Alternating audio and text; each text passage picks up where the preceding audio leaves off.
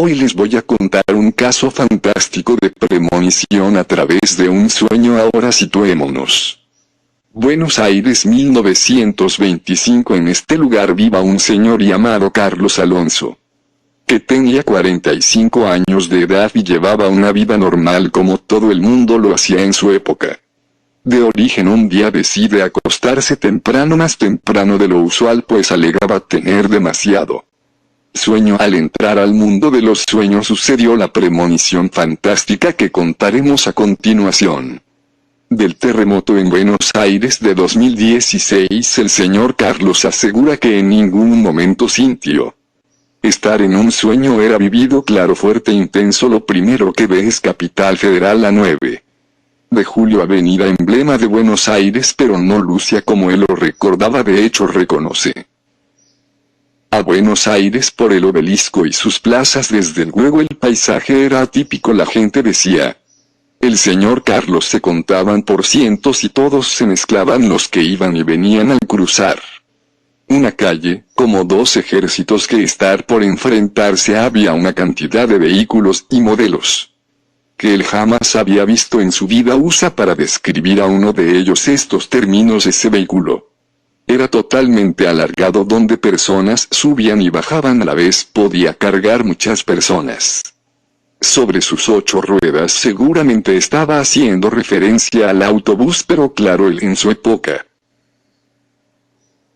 no había visto jamás este tipo de vehículo. Otra cosa que le llamaba la atención al señor Carlos era cómo se vestían las personas. Decía que las mujeres estaban casi desnudas y que los hombres lucían raros peinados y zapatos de colores que él jamás había visto. También hizo referencia al teléfono celular cuando dijo: muchos van concentrados en anotar cierta información en sus libretas pequeñas. Entonces decide darse una vuelta por el lugar sin dejarse asombrarse cuando se queda oyendo a un grupo de jóvenes hablar de que era posible que ocurriera un terremoto.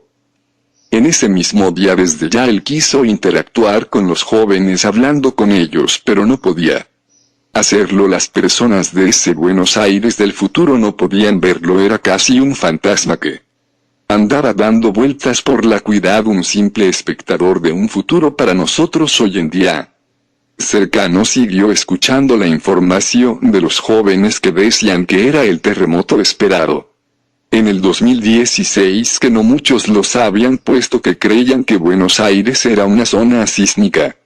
Pero la placa del Atlántico Sur se movería de manera deliberada, provocando un terremoto de proporciones inimaginadas en Buenos Aires, una ciudad hermosa pero no preparada para los sismos.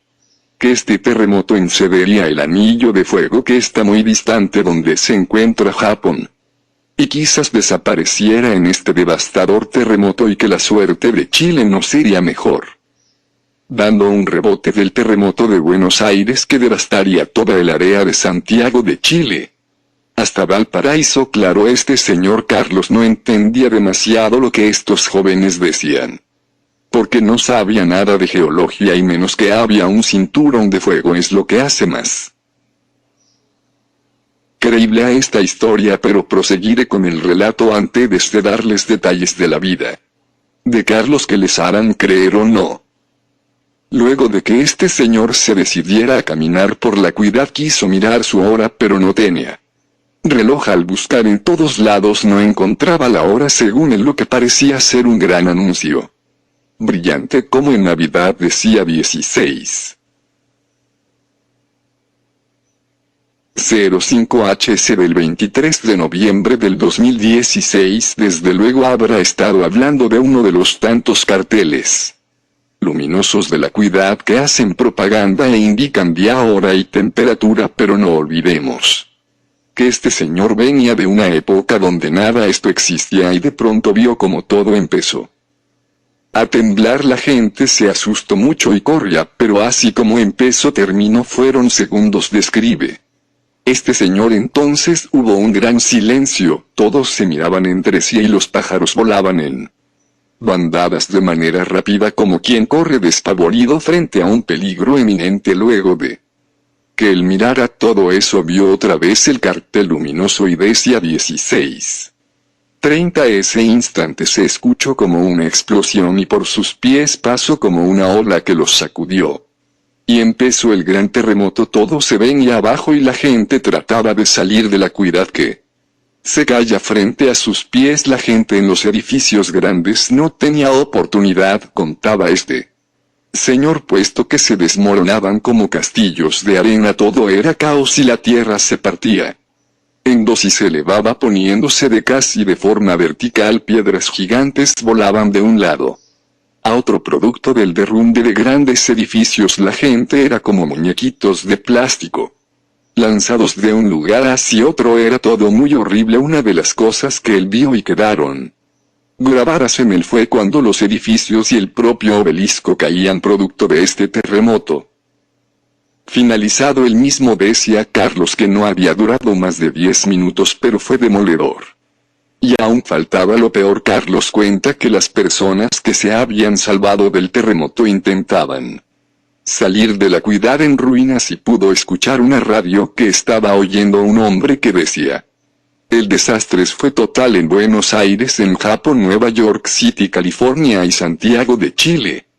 El terremoto había sido en varios puntos del globo, alcanzado hasta el mismo Brasil. Entonces, ese preciso instante, lejos de mejorar el panorama, las aguas empezaron a adentrarse de manera violenta y furiosa. Cuenta este señor, que parecía ser a un mero espectador dentro de esta realidad. Las aguas cubrieron en casi su totalidad a Buenos Aires, y no hablo de la ciudad sino de la gran provincia de Buenos Aires. Este señor Carlos dice hacia el final de su sueño que pudo ver al mundo sumergido en caos por terremotos, tsunamis y megavolcanes que se activaron. Dice que al despertar estaba tan agitado y no podía sacarse esa imagen de la cabeza, que escribió absolutamente todo lo que estamos contando hoy.